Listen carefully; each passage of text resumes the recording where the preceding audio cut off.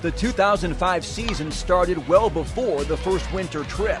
In fact, the seeds of its success were planted nearly 9 months earlier, sprouting from a bitter disappointment.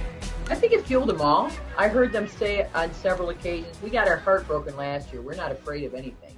They weren't afraid of losing. They started fighting to win. The only thing I think that was different than the years previous was our shortcomings in the World Series the year before. So in 2004, we were 0-2 at the World Series, and I think that gives you a little extra motivation going into a new season. We actually had a chip on our shoulder from the year before. We probably wouldn't have said that out loud because Hutch is very good about leaving the past in the past. But we had our hearts broken that year before. What I do know and what I remember is that in 2004, when we lost, we went 2-0 in the World Series. I can't tell you how mad that team was. It was devastating to us. Devastation that carried over and began to crystallize over the weeks and months that followed. I remember talking to Jessica Merchant and saying, this is the team that can do it.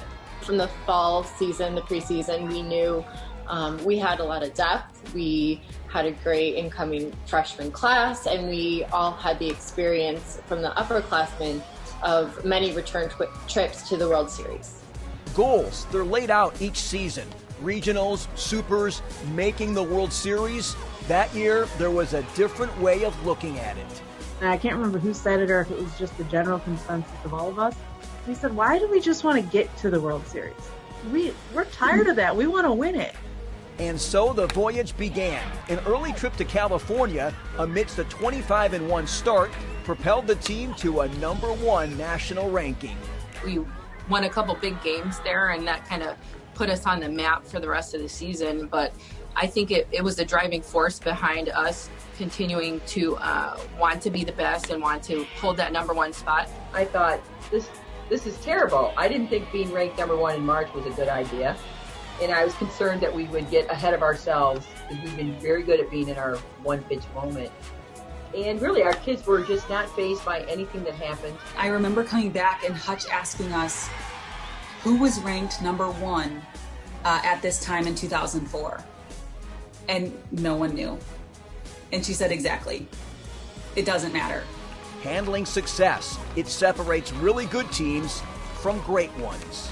I don't remember us ever feeling like we're #1 now. I really don't. The focus was next game, win. Our goals are still ahead of us. Our goals are still in front of us. The biggest thing for us was to know where we were going and take it one game at a time. And Hutch drilled that into us that year, that it was one game, it was one pitch at a time, one inning.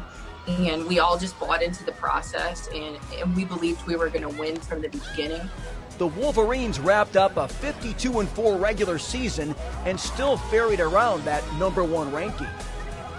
A private conversation earlier in the season between Ritter and Merchant in their hotel room would foreshadow what was to come in the postseason. And she dropped her bags and she said, Ritter, I got to tell you something. And I said, what? Wondering what she was going to say. She goes, we are so good. And I have to say it. I just have to say it. We are so good. And I said, I know. And nobody wanted to say it.